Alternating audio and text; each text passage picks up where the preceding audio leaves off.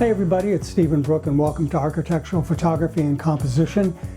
On a previous video, I discussed how to do color control with hue and saturation, which was really my favorite tool. There's another tool that you can use when you want to make a color channel specific correction. There are a few instances where that's really all you want to do. So let's have a look at how this works.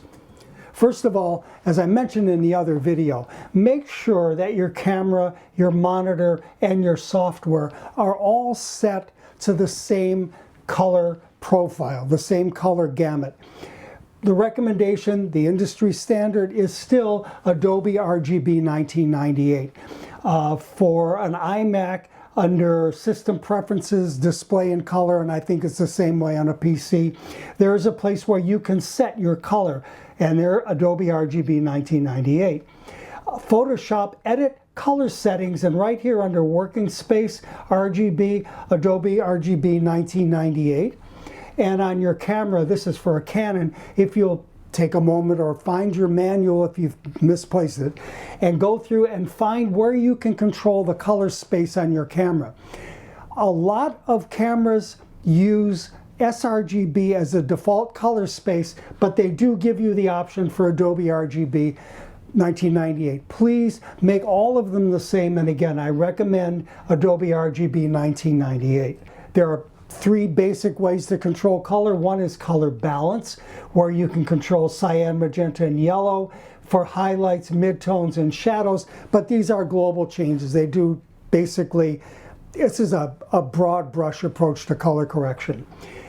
Hue and saturation, if you look at color correction 1, that's a video on hue and saturation controls, I discuss how to do this. This is really a wonderful technique because it's very area specific, very color specific, and you can control density and everything else. But the one that I want to talk about today, which is really useful, is selective color. And this is a channel specific correction. So let's see how this works. For example, in this photograph, there is a slight magenta cast to the grass, and also there's a slight magenta cast to this rock that's in the front. So if you try to do global color corrections, you're going to change everything. So the way in which you do that is the color mismatch, for example, in grass is usually in the yellow channel. So you go under colors and take yellow, and then in this case, pull the magenta out of that. If you've not used this technique before, you can experiment and see in selective color how these various manipulations will work. Be very careful, for example, when you use to add black to one of your colors, because it can make it muddy. But in this case, I've taken 38% of the magenta out of the grass and out of this area here, and the grass now looks normal. Here's another one. Now I've got two problems here. There's a magenta cast to the sky. This is not really an ideal blue because there is some magenta in there. And again, there's a magenta cast in the grass as well. So the correction here, I'm going to correct the blues, and I'm going to take about 45% of the magenta out of the sky to give a nice normal looking blue. Now when you do that, you may have to go back and burn a little bit because you've taken some of the density out of the sky.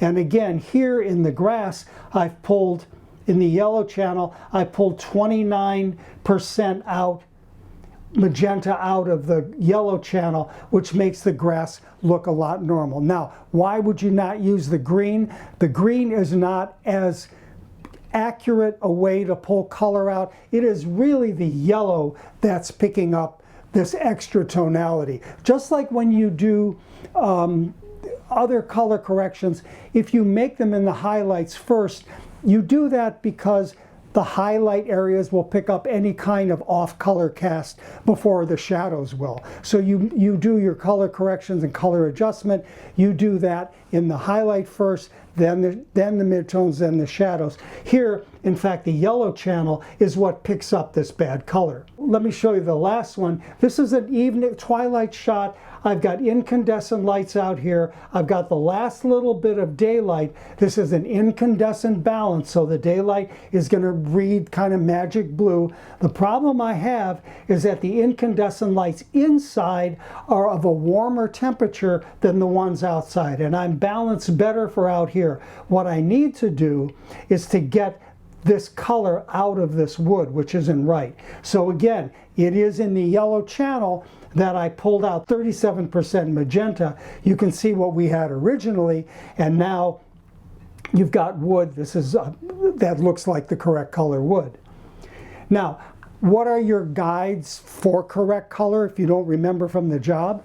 One is, you know what grass looks like for the most part.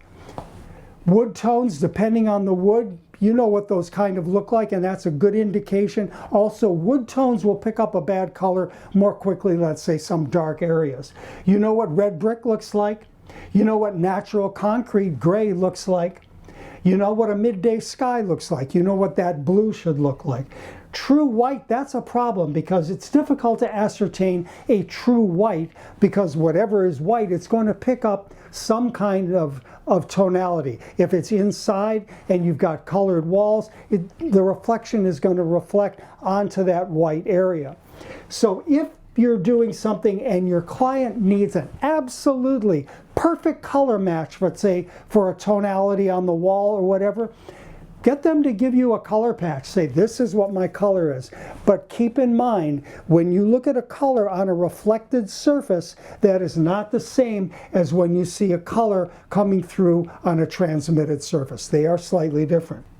We discuss all of the ways in which you can control color in my ebook, Stephen Brooke, Architectural Photography and Composition, which you can get here. Remind you again, my ebooks, which were available in print at one time, still are in some places, but you can get them as ebooks now. Prints are available. We hit over 750 subscribers and over 25,000 views, which I know for certain kinds of YouTube channels, that's really not a lot, but for our very specific architectural photography and composition, personally, I think it's wonderful, and I want to thank you all for your support, and I look forward to seeing you again soon.